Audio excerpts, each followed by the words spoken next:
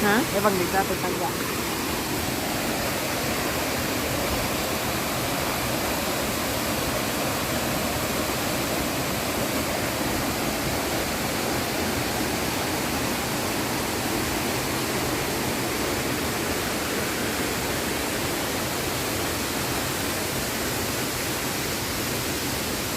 Ang taas dyan.